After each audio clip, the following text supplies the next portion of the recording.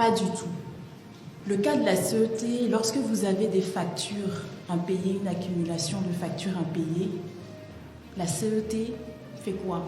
Elle ne réduit pas vos consommations. Elle est malheureusement contrainte de vous couper. Donc, ce qui veut dire que si l'endettement était la cause de cette situation, les importations d'électricité ne seraient pas réduites, mais totalement interrompues.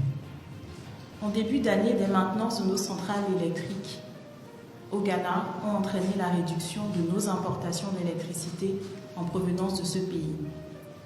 Des travaux de maintenance d'envergure sur les installations de production de gaz naturel au Nigeria ont entraîné une diminution des volumes de gaz destinés au Togo, mais aussi au Bénin et au Ghana, pour alimenter de facto les centrales de production d'électricité. Début mai, des travaux d'envergure sur les infrastructures de transport de gaz au Nigeria ont accentué le déficit de production de gaz. Cela a malheureusement eu des répercussions sur sa production nationale d'électricité.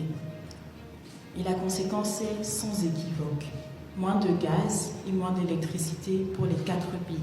La situation est particulièrement éprouvante, mais le Togo démontre une fois encore sa résilience et sa capacité à surmonter les difficultés énergétiques. L'on en veut pour preuve les différentes initiatives prises par le président de la République dans sa politique d'une couverture énergétique totale d'ici 2030.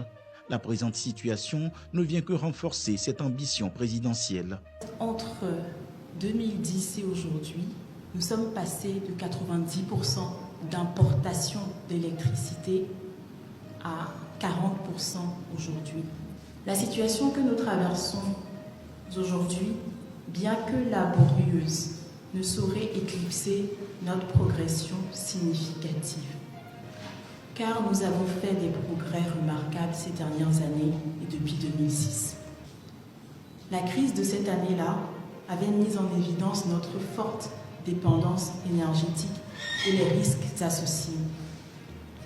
Nous en étions sortis grâce au plan de renforcement de notre souveraineté énergétique qui avait été mis en œuvre. Cela nous a permis d'augmenter considérablement notre capacité de production nationale, laquelle couvre désormais 60% des besoins en électricité, contre seulement 10% en 2006, quand bien même la demande est quadruplée. Aujourd'hui, avec la politique d'industrialisation impulsée par le président de la République, la demande en énergie devient de plus en plus croissante et il faut renforcer la production nationale afin d'y faire face.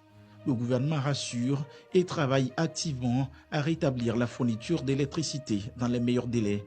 Plusieurs mesures sont actuellement mises en œuvre pour cela. Elles consistent à diversifier les sources de combustible des centrales, accroître la production d'électricité nationale et optimiser la consommation d'électricité.